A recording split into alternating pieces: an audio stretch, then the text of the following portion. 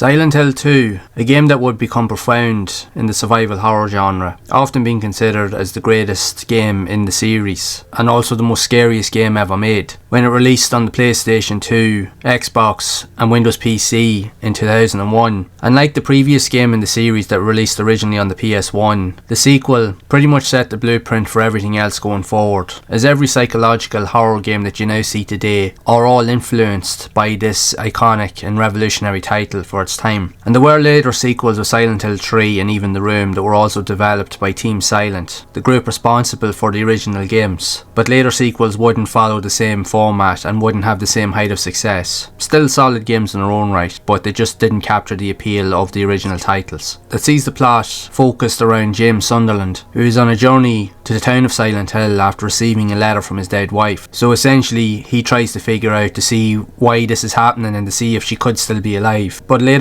comes in contact with a woman who is literally the carbon copy or spitting image of his wife, which further unfolds into a plot of psychological horror but also mental health, as the game discusses narratives that for its time were very taboo and that weren't really talked about. So this game did really open up avenues for a lot of these discussions. As you play through the game, one of the main elements that's predominantly focused on here also, that was one of the main focal points of the original game, was the fog elements, and it since has become a staple in the franchise itself. In a lot of ways the game is a masterpiece in storytelling and just atmospheric tension, as very few games even to the current day are able to invoke such a stillness of fear and anticipation that you can't even imagine. The fact is that every area, every room, every corner you walk around, there is a known threat pretty much waiting in the shadows. And even with dealing with the Pyramid Head, who would become one of the most well-known and scariest enemies within games ever, even rivaling that of the Nemesis from Resident Evil 3, really goes to show you why this game is so iconic. Recently the game has seen a resurgence in terms of topics of discussion, mainly due to the recent release of the Silent Hill 2 remake, that has gotten great reviews, even though during its early stages of development fans weren't happy with the way the game was going. But upon first glance, and even videos that are currently floating around on YouTube and social media, you can clearly see that they have captured the essence of the original game, but also managed to add in some additional elements that weren't possible in the original game due to technical capabilities or limitations within the console itself. The game definitely does go over a lot of those topics and analysis of different themes, pretty much looking into the human psyche, to look at all of the trials and tribulations and things that people have to deal with on a daily basis. That's what made the game so interesting back in the day, and even the remake manages to recapture that soul pretty much. Now when we look at it in the grand scheme of things, yes, the remake does create a solid attempt at re-envisioning the original game, but it still doesn't take away from the original concept all those years ago. It kind of puts you in mind of the recent Resident Evil 4 remake that came out in 2023, that also tried to capitalise on the original game, and it did a really good job, but it also kept the essence of the first title. But in saying that, it doesn't really take away from anything seen in the original game, because you can still enjoy elements of both. And I think